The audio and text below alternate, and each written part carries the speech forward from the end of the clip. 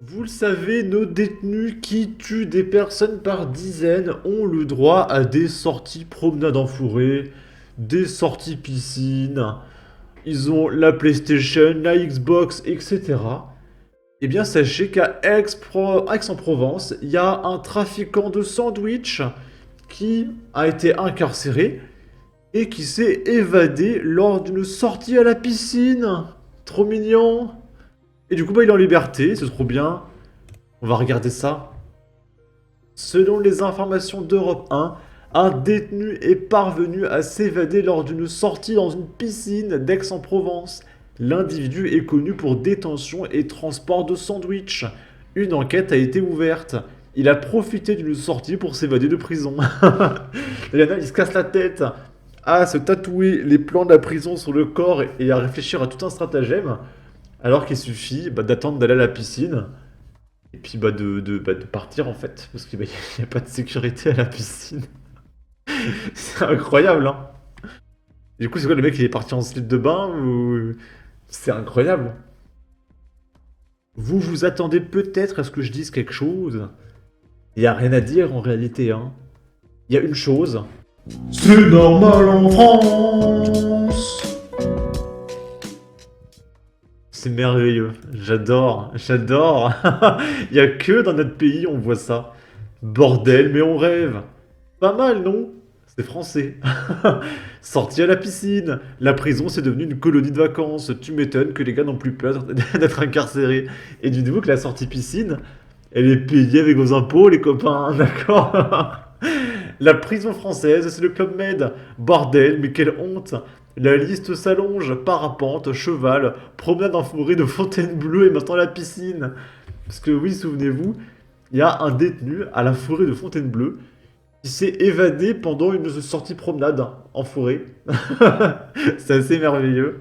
Magnifique, après les évasions, lors des sorties de théâtre en forêt de Fontainebleau, maintenant c'est les sorties piscine. Pauvres petits taulards, des gens bien honnêtes qui n'ont même pas les moyens de faire des sorties piscine. Merci les contribuables.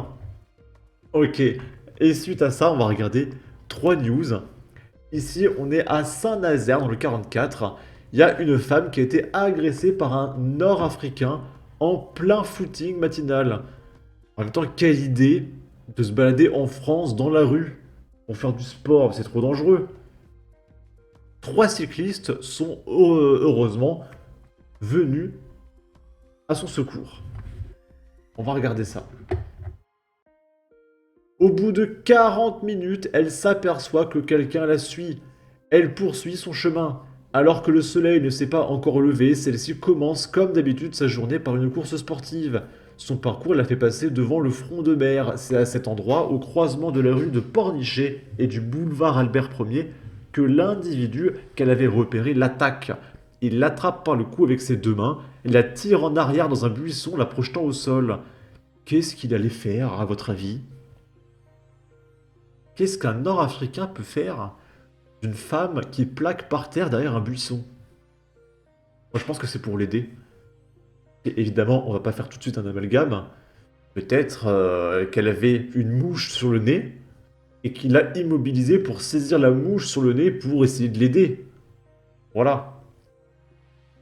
Il n'y a pas eu de contact de nature S, selon le récit de la plaignante. En entendant les cris, 3 cyclistes lui viennent en aide. L'un d'eux tente même de le poursuivre en vain, car l'agresseur avait pris la fuite. La police s'est aussi déplacée après coup. Selon les éléments indiqués aux policiers, l'individu recherché est un homme de type nord-africain, vraisemblablement âgé de 18 à 25 ans, qui portait un survêtement et une capuche au moment des faits. Vraiment, s'il y a personne qui met le même du Marseille avec la casquette là. Non, il n'y a même pas en plus. Parce que c'est tellement le profil type. Excellent, messieurs. C'est exactement ce qu'il faut faire. Aujourd'hui, une inconnue. Demain, votre femme, votre fille ou votre sœur. Serrons les rangs et luttons pied à pied. Enfin, les témoins d'agression commencent à intervenir. Les victimes ne se laissent plus faire. J'espère qu'ils ont mis une branlée à Mohamed et que la petite lumière danger s'allumera dans son cerveau de consanguin à 70 de QI quand une prochaine pulsion ou un djinn s'emparera de cette triste personne. Mais j'en doute. Je vois souvent courir des femmes seules au petit matin sur les routes de campagne, j'ai peur pour elles. Ça ressemble de plus en plus à ce qui se passe au Congo. Un touriste suédois injustement accusé car il courait lui aussi, mais pour échapper à la police. L'avantage d'avoir un vélo, c'est que tu peux le brandir pour te protéger des bêtes fauves. Un Nord-Africain en survêtement, la routine circulait. Espérons que l'assaillant ne soit pas blessé, nous sommes en France quand même. J'espère qu'ils lui ont expliqué les codes. Et de société, et haussement d'épaule, les yeux au ciel pour le sinistre de la justice. Surprenant. Ok. Ici, c'est des racailles qui font de la moto dans un centre commercial et qui manquent d'écraser les passants et qui rigolent parce que bah, c'est quand même vachement rigolo.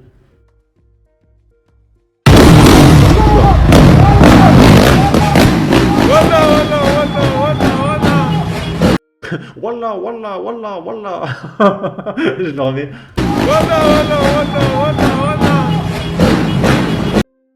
Et du coup, c'est autorisé dans le Coran de crier Wallah en roulant à moto dans les centres commerciaux en manquant d'écraser des personnes. Après, le principal, c'est quand même de pas manger de porc. Du moment que tu manges pas de porc, c'est pas grave d'écraser des gens, bien évidemment.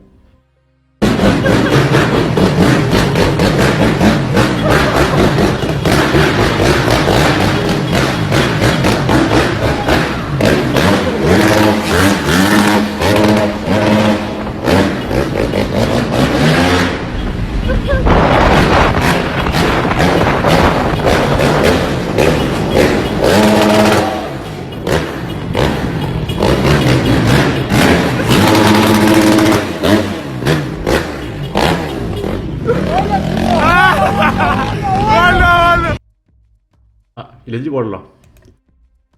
Si seulement il y avait des policiers hein, qui étaient équipés d'armes hein, pour protéger les gens, c'est con hein. Macron n'a pas le temps de s'occuper de ses balivernes, il se prépare à guerroyer avec la Russie. C'est un sentiment de baisse du niveau d'éducation et de sécurité, allez vous faire soigner. Comment ne pas les aimer? Vivement qu'on fasse une marche blanche pour eux. Test du circuit cross pour les JO. Impunité dehors, dedans, partout. Une compétition sportive comme une autre finalement. Toujours à l'ouest ce clown. Ça date d'au moins un an, non? La France de Macron, les racailles sont arrivés avec lui. Les autres présidents ont fait quoi pour améliorer la situation? Les chouchous de LFI en action. Et vu qu'on a castré le français moyen, personne pour les attraper par le col et leur foutre une trempe. Après, vous me direz, pourquoi faire? Se prendre une réponse pénale encore plus violente que ces mecs. Vive la France! Et pour finir, on va regarder de la fraude électorale. Ouverte, hein? C'était en 2022. Il y a un mec qui vole les bulletins de vote d'Éric Zemmour pour qu'on ne puisse pas voter pour lui. Et il se filme, on voit sa tête et tout. Et le mec bah, partage ça, il n'y a aucune sanction, en fait.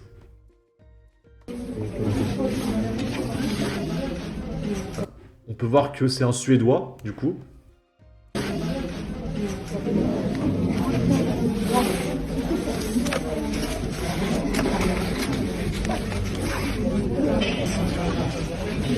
Oui, prends-le. Prends-le celui-là aussi. Voilà, c'est très drôle. Alors du coup, j'espère qu'il va aller en prison pour fraude électorale. Et ensuite, alors premièrement, il n'y a personne qui surveille des bulletins de vote. Il n'y a personne qui surveille les bulletins de vote. Ça va tranquille, hein? C'est complètement fou.